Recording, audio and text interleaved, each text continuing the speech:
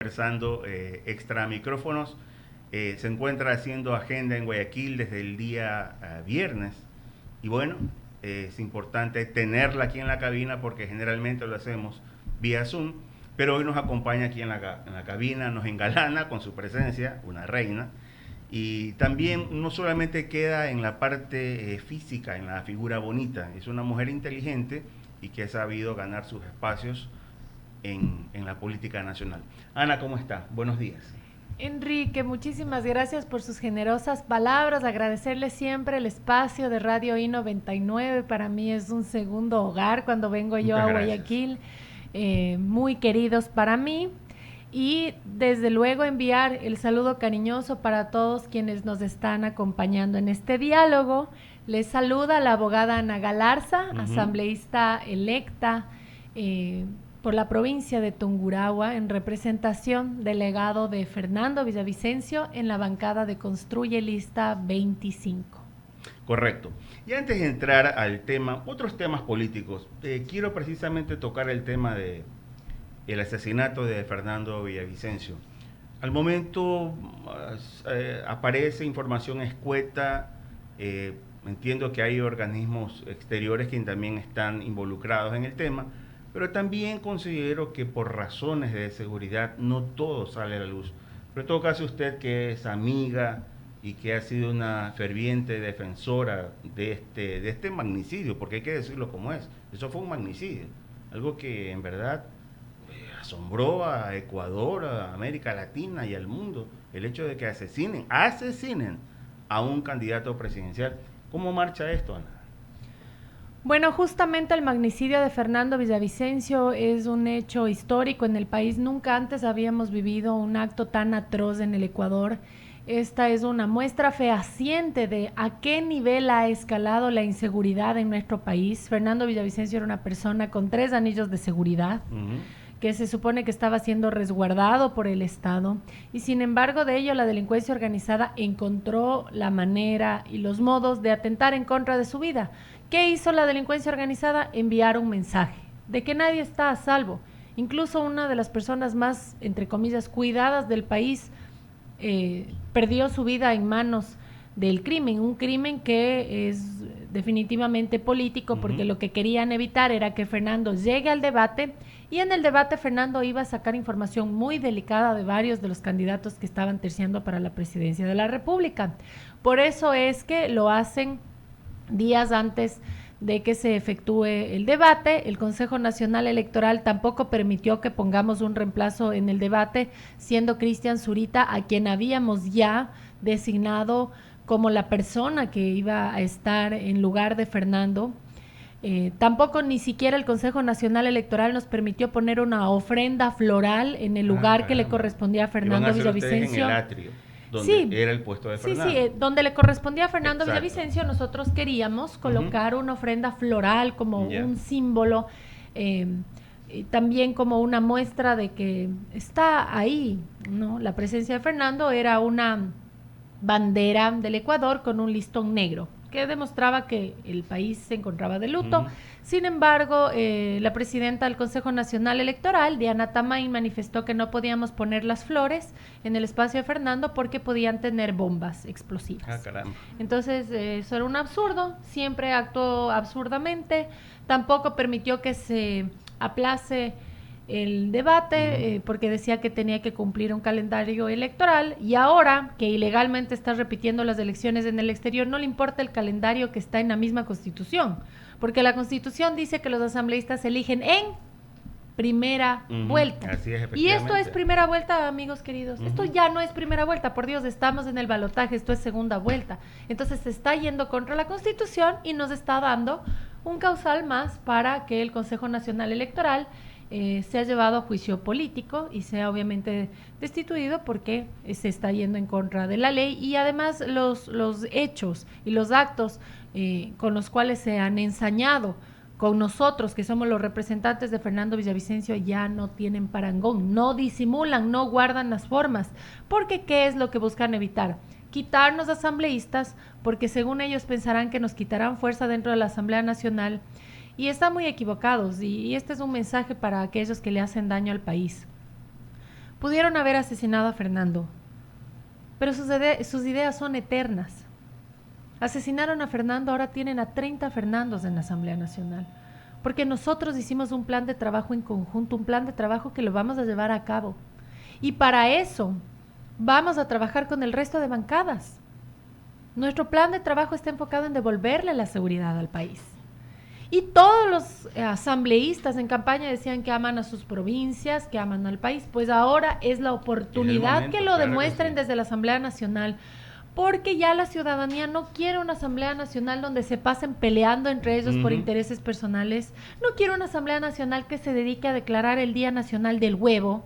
Quiere una Asamblea Nacional que le dé garantía de vida a los ecuatorianos, que no tengan temor de que si su hijo se sienta en la vereda a tomarse una Coca-Cola vaya a ser víctima de una ráfaga de balas, que son cosas que están pasando. Oye, sí, porque no es como lo quieren pintar, que solamente se están matando entre delincuentes. No, señores, están asesinando a niños, están asesinando a bebés, porque hace poco atrás una pareja de esposos caminaba con su bebé de 15 días de nacida y se acerca un sicario y arremete en contra de la recién nacida. Aquí lo dijimos. Entonces eso es lo que nosotros tenemos que cambiar de la Asamblea Nacional, porque aquellos asambleístas que se opongan a las reformas de ley que nosotros tenemos que hacer están a favor de la mafia. Y por lo tanto esas oposiciones están manchadas de sangre inocente, la sangre de niñas y niños y adultos mayores del país que no tienen que nadie ser víctima de la delincuencia organizada, porque los ecuatorianos y quien está en esta patria es gente de bien. Y por eso también tenemos que cambiar la Constitución y la Ley Orgánica de Movilidad Humana.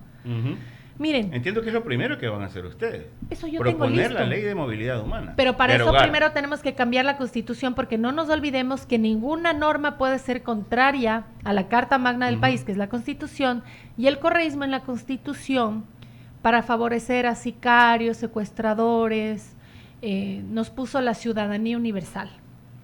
Y no nos olvidemos que el expresidente Correa decía que a los extranjeros no hay que pedirles antecedentes penales. De enero a la fecha son 3,000 ecuatorianos, incluyendo los niños y los bebés, asesinados por extranjeros con antecedentes penales. ¿Quién asesinó a Fernando Villavicencio? 8 extranjeros con antecedentes penales. ¿Quién asesinó a Agustín Intriago? Un extranjero con antecedentes penales. Y, o sea, dato mata relato. Entonces, si alguien quiere ingresar a nuestro país, nosotros no podemos decirles que no, porque también hay gente buena y maravillosa que está huyendo de Venezuela porque tienen un pésimo gobierno. Entonces no podemos incluir a todos los extranjeros en el mismo saco, porque también hay gente buena que viene a trabajar, claro que sí, a sobrevivir, a ganarse la vida, a luchar por su familia con todo derecho, y creo que los ecuatorianos en algún momento también tuvimos que salir de nuestro país para luchar por nuestras familias. Pero no podemos seguir permitiendo que acá ingresen vacunadores, sicarios, narcotraficantes. Eso no podemos seguir permitiéndolo, por favor. El Ecuador es nuestra casa. Cuando alguien va a su casa, primero timbra. Usted pregunta quién es. Si es un sicario que ha matado a 7 personas, ¿usted le va a dejar permitir que se siente a la mesa con sus hijos? Definitivamente que no. Por supuesto. Entonces es lo mismo que nosotros tenemos que hacer aquí. Cambiar en la Constitución lo de la ciudadanía universal, y en la Ley Orgánica de Movilidad Humana establecer los requisitos para que si es una persona que tiene 7 asesinatos en su país, en este país no pone un pie. Podrá irse a otros países de la región si gusta, pero al Ecuador no. En el Ecuador tenemos que depurar. En el Ecuador tiene que haber gente de bien. Tenemos que sentirnos seguros de poder estar en una vereda con nuestros hijos sin tener el temor de que llegue una ráfaga de balas. Ya no hay lugares seguros en el país. Miren, a Fernando Villavicencio lo asesinan en Quito, en uno de los barrios más seguros de la capital, con 3 anillos de seguridad. Y aún así se dieron los modos para acribillar a un candidato a la presidencia. ¿Qué va a pasar con el ciudadano que no anda en un blindado, que no tiene chaleco antibalas, que no tiene la seguridad del GOE? ¿Estamos a merced de qué? Entonces, para eso hay que cambiar la Constitución. Y para cambiar la Constitución necesitamos al menos 92 votos, que eso incluye los votos de la bancada correísta. La pregunta es, ¿van a seguir a favor de los sicarios que están ingresando al Ecuador a asesinar a la gente que les resulta incómoda? Porque no nos olvidemos que la gente que les resultaba incómoda al correísmo, hay muchos que están muertos. Fausto Valdivieso, el general Gabela, Fernando Villavicencio, son hechos. Y yo quiero rechazar enfáticamente lo que dijo Andrés Arauz sobre la muerte de Fernando Villavicencio. Dice que a partir de la muerte de Fernando Villavicencio baja el riesgo país. Y baja el riesgo país porque la comunidad internacional, al darse cuenta que una vez muerto Fernando Villavicencio no iba a ganar el correísmo en primera vuelta, entonces se valorizaron los bonos soberanos. Como que lo uno tiene que ver con lo otro. Cada semana le ofenden al país con las declaraciones el binomio del terror. Luisa González también ha sido enfática al mencionar que Venezuela está mejor que el Ecuador. Señora González, ¿usted está deseando convertir al Ecuador en Venezuela? Señora González, para usted Venezuela es un modelo a seguir. Señora González, ¿usted admira al gobierno de Maduro y de Chávez? Dígalo frontalmente al Ecuador, porque yo creo que la gran mayoría de ecuatorianos vemos cómo tenemos hermanos venezolanos con sus bebés en brazos pidiendo caridad en los semáforos. Señora, ¿en qué planeta vive? Conduélase también con los miles de venezolanos, millones de venezolanos que han tenido que vivir un éxodo de Venezuela, despedirse de su madre patria, y se le ocurre decir que Venezuela está mejor que el Ecuador. Está muy equivocada. Los ecuatorianos no queremos vivir como Venezuela. Los ecuatorianos queremos un país de paz. Y yo solamente voy a hacerle una línea de tiempo de cómo el correísmo generó todas las condiciones para que el país sea una tierra fértil para el narcotráfico. Le aceptan dinero a una organización fronteriza que trabaja con las drogas para ganarle la campaña a Álvaro Noboa. ¿El mono Jojoy le suena? Bueno. Después de eso y enseguida de eso, sacan la base de Manta. Después crean una tabla de consumo mínimo para que nuestras juventudes puedan pasar drogándose legalmente. Y que se fomente el microtráfico. Ya son favores que le vienen haciendo a la mafia. Después hacen un código orgánico integral penal totalmente permisivo con la delincuencia. Después, el expresidente Correa dice que tienen que ingresar extranjeros con antecedentes penales, permitiendo que ingresen los sicarios, los narcotraficantes y los secuestradores para que sean de alguna forma la fuerza de choque de esta organización político-criminal. Después, por 2 ocasiones en la asamblea nos ponen a un pandillero en una curul, a un Latin King. Tuvieron la audacia de sentarle a un Latin King como legislador del Ecuador, Ronnie Aliaga, parte de la banda de los Tetas. Recordarán de aquellos que hacían los negociados con los hospitales del IES y que negociaban con la vida de los ecuatorianos quitándoles medicinas y tratamientos. A él le pusieron como asambleísta. Y recordemos también que en febrero nosotros tuvimos una consulta popular en la cual se preguntaba a la ciudadanía si querían que se le incauten los bienes mal habidos y los recursos económicos a la delincuencia organizada.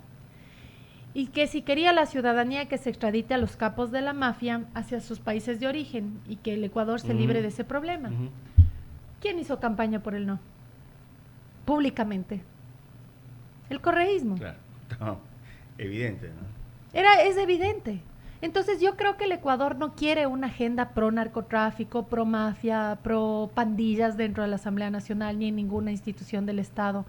El Ecuador quiere un país pro seguridad, pro trabajo, pro educación, pro obras, pero sin sobreprecio. Nos hablan de la refinería del Pacífico. Yo no veo ninguna refinería. O sea, aparte de decir que Venezuela está mejor que el Ecuador, nos habla de una refinería que no existe. No sé si es cinismo o esquizofrenia, pero definitivamente no es lo que el Ecuador necesita para ser dirigido en una situación tan delicada como la que nos encontramos. Realmente la única opción viable para el Ecuador era Fernando Villavicencio, y de hecho era el único candidato que jamás habría de pactar con las mafias. Él jamás se habría sentado a conversar con los 10 más buscados, como fue lo que ofrecía Andrés Arauz, que hay que negociar con los 10 más buscados de cada provincia. Por favor, con las mafias no se negocia, a las mafias se combate y se somete. Miren El Salvador, la sabiduría de ese presidente realmente, yo espero que le siga yendo muy bien, porque en este punto yo lo admiro, Nayib Bukele. Y él, con su bloque de asambleístas, ha cambiado las leyes para permitir que los operadores de justicia puedan fallar en derecho, para combatir a las mafias, para quitarles los privilegios dentro de los centros de rehabilitación social de las cárceles. Porque aquí, miren, cuando hacen las requisas en las cárceles, en las celdas tienen hidromasaje, tienen cama de masaje, tienen un tubo para pole dance dentro de las o sea, ¿eso es un nightclub o un centro de rehabilitación social? Entonces... Y el tema, Ana, es que en cada semana están haciendo incursiones a la penitenciaría, al dinero nacional. Y yo no entiendo cómo van sacando, se encuentran con otras cosas. Meten dentro de los tanques de gas. Equipos de comunicación. La verdad que es hay increíble, guías penitenciarios, ¿no?, que les ayudan. De hecho, hay guías penitenciarias que les bailan. Eso fue terrible lo que vimos este pasado fin de semana, en verdad. O sea, todo lo que estamos hablando aquí son hechos que la ciudadanía los ve y que no podemos normalizarlos. No podemos normalizar que cada semana asesinen a bebés y a niños la delincuencia organizada. No podemos normalizar estos hechos, porque solamente van a seguir escalando y lastimosamente tendremos que vivir en un país donde si no caminas con escolta, con guardaespaldas, con chaleco antibalas, en carro blindado, no estás a salvo. ¿Qué pasa con el pueblo que vive con un salario básico unificado? ¿Tiene para blindar su vehículo? No tiene un vehículo, tiene una motocicleta donde se sube toda la familia. Entonces nosotros tenemos que pensar en la seguridad, obviamente, de los sectores que más necesitan, porque el ultramillonario ya ve que el país se descompone y se manda a cambiar a Miami. No, ¿qué pasa con el pueblo más necesitado que tiene que quedarse aquí? Y que incluso hasta llega a pensar cruzar por el tapón del Darién, pero ni siquiera tiene para pagarle un coyote. Y que obviamente tampoco le dan la visa porque no tiene las garantías económicas para que los Estados Unidos de América les estén dando la visa porque saben que están buscando ir a trabajar allá. Estamos llegando en un estado donde los ecuatorianos buscamos las opciones de sobrevivir, ya no solamente por la falta de alimento, de sustento económico, sino de la inseguridad. Por nuestra vida. Entonces, son esas cosas las que nosotros tenemos claramente los puntos que tienen que ser tratados y cambiados en la Asamblea Nacional, y para eso necesitamos los votos de todas las bancadas, incluyendo la bancada que en algún momento recibió dinero de ciertas organizaciones delictivas. Antes de darle la bienvenida a mi compañero el abogado Ramiro Cepeda, una más de mi parte. Estuvieron ustedes estuvieron agenda en Guayaquil desde el día viernes hasta la presente, a reunión obviamente de asambleístas electos. ¿Algún tipo de conclusiones o algún esquema, organigrama, mejor dicho, planificación a seguir? Bueno, en efecto, nosotros estuvimos afinando el tema de la agenda legislativa, por ejemplo, la ley de extinción de dominio. Existe ya una ley de extinción de dominio que está totalmente mal hecha porque espera a que haya una sentencia ejecutoriada, ya terminando todas las instancias, para recién buscar incautar los bienes mal habidos, pero si un proceso penal puede demorarse años, en esos años tranquilamente los bienes pasan a nombres de terceras personas y no vamos a recuperar nada. Entonces tenemos que modificar esa ley de extinción de dominio. Tenemos que hacer una ley de inteligencia y contrainteligencia para poder estar un paso adelante de la mafia y poder combatirles con efectividad. Porque si no tenemos información, estamos totalmente desvalidos. No solamente se trata de dotar de armamento a la Policía Nacional, sino de información también y de depurar a la Policía Nacional y de depurar también a Fuerzas Armadas, porque las Fuerzas Armadas son aquellas que hacen el control de armas. ¿Y quiénes son los mejores armados aquí en el país?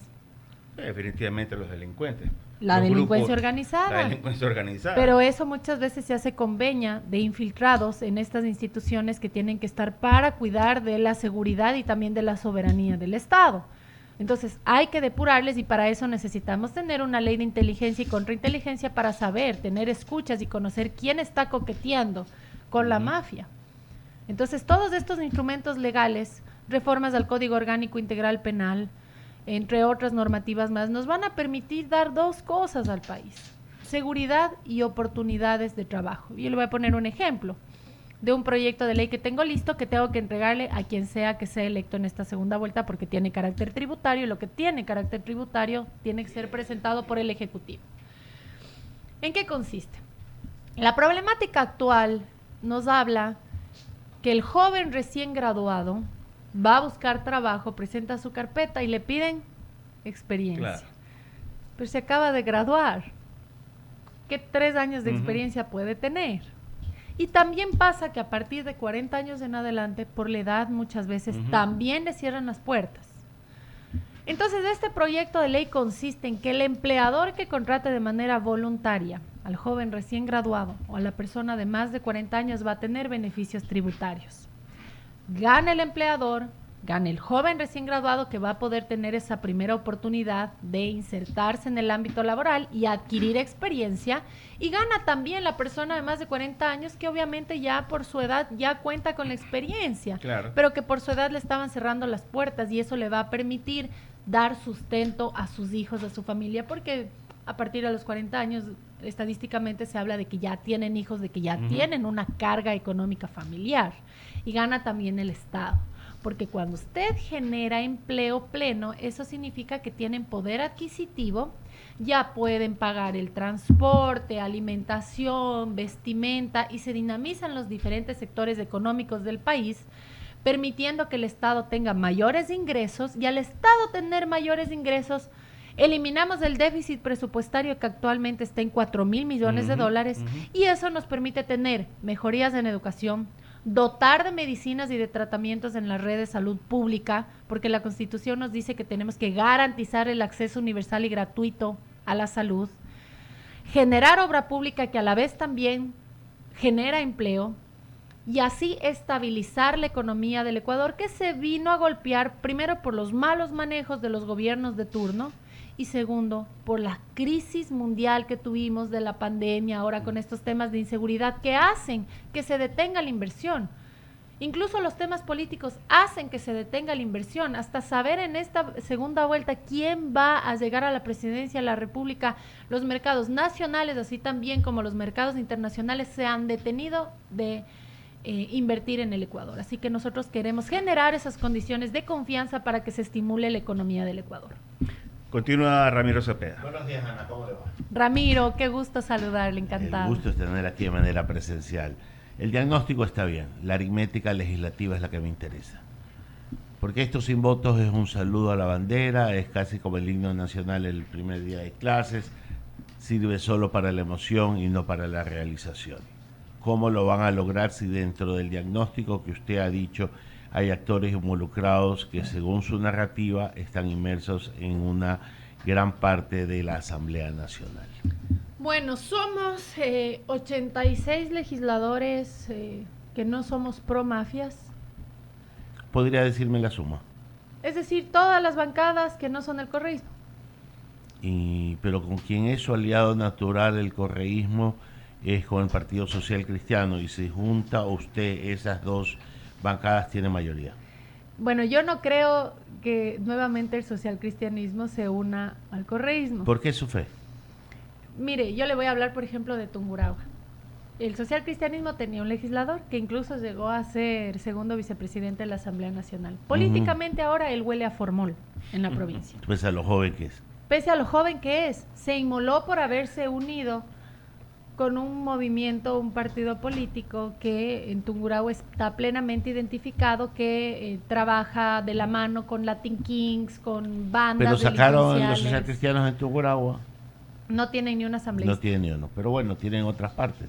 Sí, tienen en otros lugares, pero con una campaña electoral que costó cerca de 13 millones de dólares. Imagínese invertir. Lo que costó no importa, es lo que tiene, porque dejemos el control no, electoral sabe que para sí otros. Sí importa en un país donde hay sectores donde hay política clientelar. Donde si pero, le dan para eso pero para eso hay que cambiar la ley de elecciones. Ya están ahí. O sea, ese es otro baile. Están los que están. Y en su aritmética dice que tienen 86 que no son de parte de. Y yo le estoy diciendo que generalmente han votado aliados los señores de Revolución con los señores socialcristianos.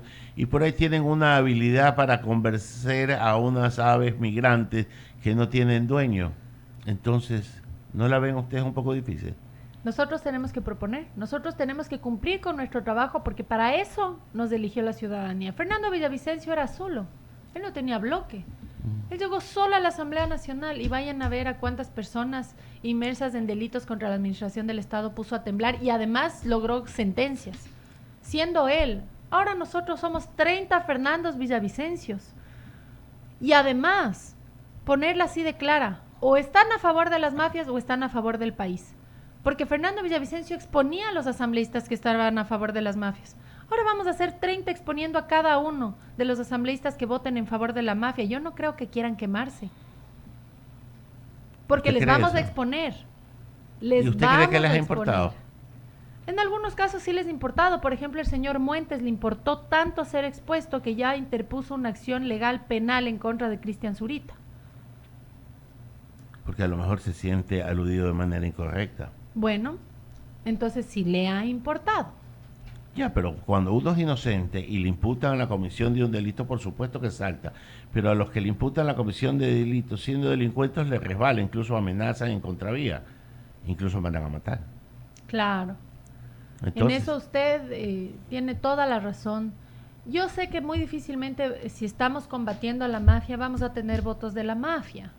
Porque han sido financiados por el narcotráfico. Entonces no estamos equivocando el camino. Porque una vez que ellos han recibido dinero de los narcotraficantes, que han tenido pandilleros como Latin Kings, como asambleístas, todos saben que una vez que reciben dinero de la mafia nunca más pueden salirse. Entonces el correísmo siempre va a tener que ser un siervo, un empleado del narcotráfico y el crimen organizado. Entonces para ellos votar en contra del crimen y votar a favor del país es tirarse un tiro en el pie porque saben que le deben favores a la mafia. Pero mire, Pero yo quiero pensar, por ejemplo, que el Partido Social Cristiano no tiene que ver con el narcotráfico, con el crimen organizado. Habrá que ver cómo votan en la Asamblea Nacional, si votan pro narcotráfico o si votan pro país. Mire, en la Asamblea hay juicios políticos en camino. La joya de la corona es el juicio político de la Fiscal General de la Nación. Hay nominaciones pendientes que son de origen del Consejo de Participación Ciudadana que terminan en sede legislativa para la posesión, como el del Contralor General del Estado. Hay personajes que ameritan juicio político, como los del Consejo de la Judicatura. Para unos amerita, para otros amerita que se queden. Entonces, este juego de poder dentro de la Asamblea es el que va a dirimir hacia dónde vamos. Y para mí clarita la adivinanza, los números no le dan a ustedes y sí se los dan a ellos. Bueno, no tienen tampoco una mayoría calificada. ¿Con quién pueden armar una mayoría calificada? Calificada no necesita para un juicio político. No. Para unos, claro. Desde luego, pero Consejo no de todos. Participación Ciudadana y Control Social se necesita una mayoría calificada. Y no nos olvidemos que el siguiente Por tanto, juicio ustedes político no lo que pueden está votar a la porque cola, ellos no lo quisieran votar. un juicio político que está a la cola es el del Consejo Nacional Electoral. Y como dice la ley, los juicios políticos tienen que irse atendiendo en el orden de presentación. Entonces, a menos que los retiren. A menos que sean retirados. Entonces, esos juicios políticos tienen que ser atendidos en medida de que se encuentren presentados. Tendrá que hacerse todo el procedimiento parlamentario y pueden ser presentados las veces que sea necesario. Ahora yo también quiero que no nos distraigamos en procesos de fiscalización y control político cuando podemos ir directamente a la justicia y fiscalizar directamente a la justicia para que cumpla con el mandato constitucional, que es tampoco perseguir inocentes, pero no permitir culpables libres. Lo que está haciendo, por ejemplo, el Consejo Nacional Electoral, eligiendo asambleístas en segunda vuelta cuando la Constitución dice que es en primera vuelta, es un tema ilegal y tendrá que ser procesado por la justicia, por cada uno de los vocales que están permitiendo esta ilegalidad. Y que también la Asamblea Nacional le permita, de alguna manera, enfocarse en temas legislativos que son necesarios para salvarle la vida a los ecuatorianos, porque si continúa el país tal y como se encuentra, los únicos que sufren son los padres que lloran a sus niños asesinados. Porque aquí se sienta un niño en una vereda a tomar una cola y recibe una bala. Está un niño haciendo deberes en su casa, recibe otra bala. Está una bebé marcada por sus padres, recibe una bala. Entonces los asambleístas también tienen que ponerse la mano en el corazón y entender que si se oponen a estas reformas Esa oposición está manchada de sangre de criaturas inocentes. De sangre de mucha gente, y unas inocentes y otras no. Y de un político como fue Fernando Villavicencio también. Queremos agradecerle a Ana por habernos acompañado aquí. La comprometemos a que en otro momento, ya cuando esté posesionada y viendo cómo son los números dentro de la Asamblea, vengamos a conversar sobre quién tuvo razón, usted o yo. Porque yo no soy muy optimista de lo que veo ahí. ¿Sabe qué? Yo también he hecho los cálculos con los compañeros asambleístas y viendo cómo se han comportado en no la última asamblea, en las últimas asambleas, entiendo perfectamente su desconfianza, su falta de yo creo que tengo unos añitos más que usted, así que he visto bastante. Mucha más experiencia, he visto cómo en política han tostado granizos, cómo el correísmo que hablaba de la partidocracia ahora es un amor entrañable con ciertas organizaciones políticas. Yo me acuerdo que unos les decía ponchos dorados, les quitó la autonomía, me refiero a Pachacuti, les metió presos, y ahora lo mismo pasaba con otras organizaciones políticas. Yo lo único que espero, sin tener una seguridad de que llegue a suceder, es que dejen a un lado la politiquería y pongan primero la vida de los ecuatorianos. ¿Ya saben ustedes a quién van a apoyar en la segunda vuelta? Bueno, nosotros no es que hemos dado un apoyo a nadie, porque primero, alguien tienen que apoyar, porque se tiene que mojar el poncho de alguna manera. A la una candidata, no, yo no tengo nada personal en contra de la señora González, no le he tratado, no le conozco, no comparto con criterios que tiene ella como que Venezuela está mejor, que tenemos que ser como Venezuela, eso, pero... no. Al candidato Daniel Noboa, la primera vez que le conozco, el voto nulo y blanco no es una opción, en esta hay que tomar una contienda decisión electoral. Nosotros probablemente vamos a tener que votar por el candidato que no está en la línea del correísmo, porque jamás podríamos votar por aquella organización política que persiguió hasta el punto en el que terminó siendo asesinado Fernando Villavicencio. No nos gusta que se gobierne con pandilleros, no nos gusta que gobiernen pro narcotráfico. Entonces, la opción que nos queda, la opción que nos queda es la otra opción en la papeleta electoral, aunque para nosotros la única mejor opción que existía era y sigue siendo Fernando Villavicencio, y ahora Cristian Zurita, igual de inteligente, igual de valiente, igual de transparente. Muchas gracias, Ana. Son las 8:06 de la mañana, Diego. Tenemos que pagar un corte agradeciéndole a Ana Galarza por haber comparecido en estos micrófonos. Buen día. Muchas gracias.